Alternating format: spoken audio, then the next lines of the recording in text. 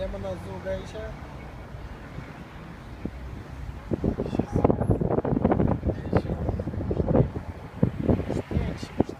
Și buștinți. Las și puțin. Și tomică aici. Îmi bate soare просто și se vede și un foarte. E tare frumos aici. Hai ca lumea. Și tare frumos.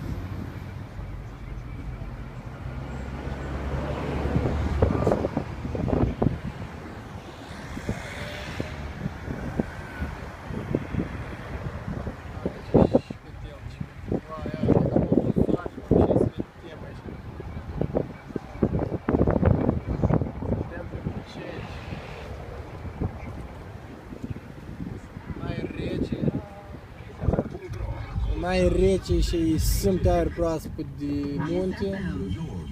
Oho, ia la ce e? Da. Ce-ți vă povestesc? Dacă radio ascultăm niște Bugimafa. Mai avem vreo 135 de km până în București. Să ajungem cu bine. Mamă, dragă, ce se face aici.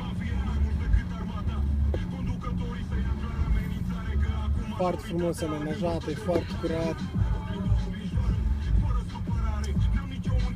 La turcă acolo era o заведение.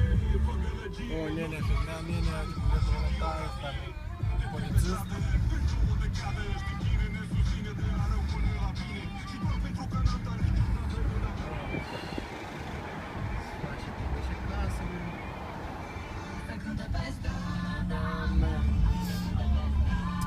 Iar aici un polițist care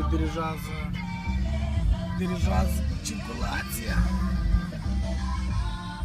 Miroase niște tormuzuri de astea în loc.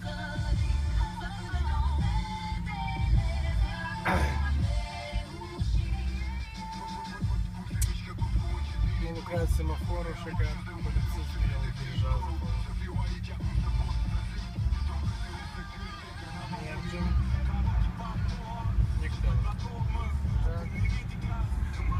Market. Un market tare ieftin, pe idee. Așa-i? Alt acolo, și dealuri, pădure și atât. Nu știu pe cameră dacă se vede, dar așa o senzație, parcă copașii sunt făcuți copy-paste la calculator, da, parcă s-au selectat și au făcut așa mult copy-paste. O verdeață și un aer tare curat. Niște grăzi amenajate, drumuri foarte bune, căstate, da. Dacă tot să ajungi în București la... Mamă, dragă, uitați-vă și weekend. Da, lumea vine pe weekend la București, în Brașov. Vin la munte, la un mic, la o bere. Noi aici... Spune, fără că ieșim la muștele. A, uitați-vă și păduri de brazde, nu știu și... A, uitați-vă și frumusețe, lepotare. Care să merg și noi și drumuri în Moldova. Oare? Pasuri peste tot.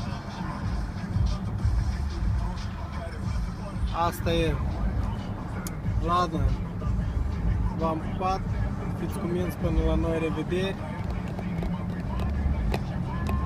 Mai încerc să mai fac de grab un blog, poate. Este așa, când ne bate.